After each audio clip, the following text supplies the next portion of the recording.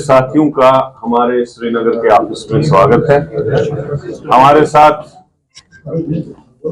All India minority department के chairman Congress के, आपको आज इसलिए तकलीफ दी प्रेस कॉन्फ्रेंस के लिए, जो 9 साल मोदी सरकार, बीजेपी सरकार के सेंटर में हुए, उस 9 साल के कंप्लीट होने पे कांग्रेस पार्टी ने 9 सवाल का बुकलेट जो है उनके लिए शाया किया है। 9 सवाल पूछे हैं बीजेपी और मोदी सरकार से, जिसमें पहला सवाल है इकोनॉमी का, दूसरा सवाल एग्रीकल्चर एंड फार्मर्स का, तीसरा सवाल करप्शन का, चौथा सवाल चाइना एंड नेशनल सिक्योरिटी का, 5वां सवाल सोशल हार्मोनी का, 6वां सवाल सोशल जस्टिस का, 7वां सवाल डेमोक्रेसी का, 8वां सवाल वेलफेयर स्कीम्स का और 9वां सवाल है कोविड-19 मैनेजमेंट। और इन सब सवालों पे आज हमारे इमरान प्रतापगढ़ी साहब, जो मशहूर मारूफ शायर भी हैं पूरे हिंदुस्तान में और बरसगीर में इनका नाम है, और हमारे कांग्रेस पार्टी में एक बड़ा मुकाम है इनका। प्रतापगढ़ी साहब से मैं गुजारिश करता हूं कि इन सवालों की अपनी प्रेस कॉन्फ्रेंस की शुरुआत करें। Thank you. शुक्रिया हमारे पीसीसी प्रेसिडेंट साहब। सबसे पहले तो इस शहर में आपका शहर है और इस शहर में मैं आपका खैर मकदम करता हूं और बड़ी तादाद में आने के लिए आपका शुक्रिया अदा करता हूं। मेरे हाथ में एक बुकलेट है और ये बुकलेट है मौजूदा सरकार के 9 साल पूरे हो रहे हैं और इस पर कांग्रेस पार्टी पूरे मुल्क के 35 शहरों में प्रेस कॉन्फ्रेंस कर रही है और हमारा सवाल है कि 9 साल 9 सवाल। हम मौजूदा सरकार से जो अपनी कामयाबी का ढिंढोरा पीटती रहती है, हम उससे कुछ बुनियादी सवाल पूछ रहे हैं जो इन 9 सालों में हमने देखा है, हमारी पार्टी ने देखा है। पहला सवाल है अर्थव्यवस्था का, इकोनॉमी का, जिसमें हम सरकार से पूछ रहे हैं कि ऐसा क्यों है कि देश में महंगाई और बेरोजगारी आसमान छू रही है। हम मुसलसल सड़क से सदन तक, संसद तक महंगाई पर और बेरोजगारी पर हुकूमत से सवाल करते रहे हैं। हमने लड़ाई लड़ी है और ये हुकूमत लगातार, मोदी जी अपने दोस्तों को फायदा पहुंचाने के अलावा अवाम के लिए कुछ भी नहीं कर रहे हैं। किसान और एग्रीकल्चर, 9 साल में किसानों की आयु आज तक उनकी आय दुगनी नहीं हुई जैसा कि सरकार ने वादा किया था। हमने देखा कि एमएसपी का जो वादा था वो भी पूरा नहीं हुआ। दिल्ली के करीब, सिंघू बॉर्डर के करीब बैठ करके 700 किसानों ने शहादत दी, अपनी कुर्बानी दी अपनी, तब जाकर के जो कृषि कानून था, जो काला कानून था, उसको हुकूमत को वापस लेना पड़ा। हम उस पर सवाल पूछ रहे हैं। और एक बहुत बड़ा सवाल है करप्शन का। यह सरकार अपना चेहरा चमकाती है और यह कहती है कि नहीं, ना खाऊंगा ना खाने दूंगा। सरकार किस तरह से अपने दोस्तों को फायदा पहुंचा रही है। LIC और SBI में जमा अवाम की गाढ़ी कमाई का जो पैसा है वो दांव पर लगाया गया। राहुल गांधी जी ने पार्लियामेंट से लेकर के रुपए अडानी की कंपनियों में जो लगे हैं वो किसके हैं, उसको लेकर के सरकार के पास आज तक कोई जवाब नहीं है। हमारा एक बहुत बड़ा सवाल है, यह सरकार नेशनल सिक्योरिटी पर, राष्ट्रीय सुरक्षा पर बड़े बड़ी बातें करती है।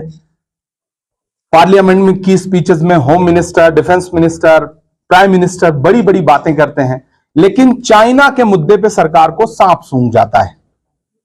लाल आंख दिखाने की बात करने वाली हुकूमत 2020 में चाइना को क्लीन चिट दे देती है, जबकि चाइना आज भी हमारी जमीन को कब्जा करके बैठा हुआ है। उस पे हमने पार्लियामेंट में मुसलसल सवाल पूछे, लेकिन सरकार भागती रही और पार्लियामेंट को एडजर्न करती रही, चर्चा से भागती रही। एक बड़ा सवाल है सामाजिक सद्भाव का।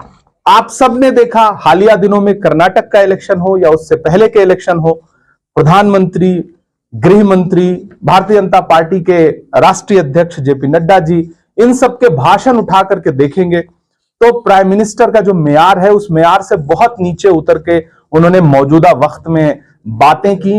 होम मिनिस्टर ने कहा कि अगर कांग्रेस कर्नाटक में जीती तो दंगे होंगे, जबकि उसी वक्त मणिपुर जल रहा था जहां पे भाजपा की सरकार है। तो ये इलेक्शनों के दौरान जिस तरह से ये सामाजिक सद्भाव को नुकसान पहुंचाते हैं, यकजहती को नुकसान पहुंचाते हैं, हम उनसे इस पर भी सवाल पूछ रहे हैं। हम उनसे सवाल पूछ रहे हैं कि सोशल जस्टिस का क्या हुआ।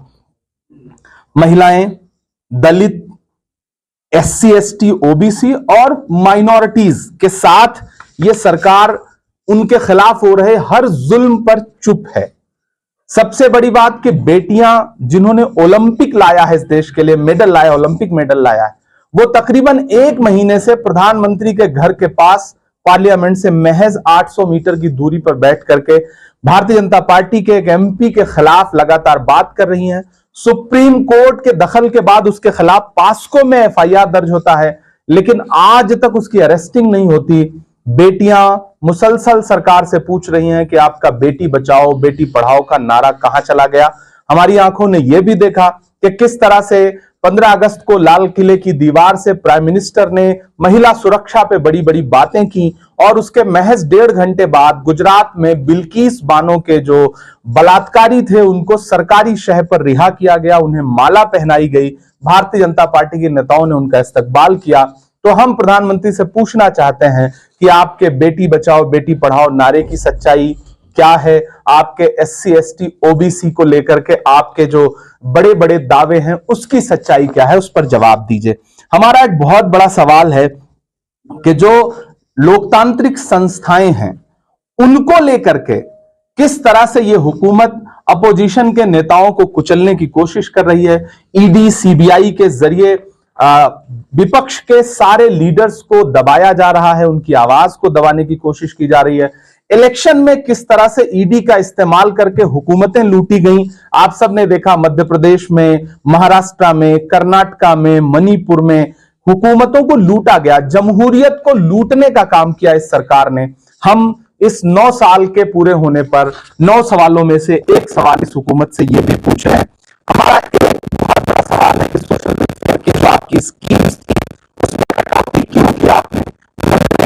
जो आवाम के लिए अच्छी स्कीम है उसके बजट में आपने कटौती कर दी, आदिवासी और गरीब और जरूरतमंद के सपनों को आप कुचल रहे हैं।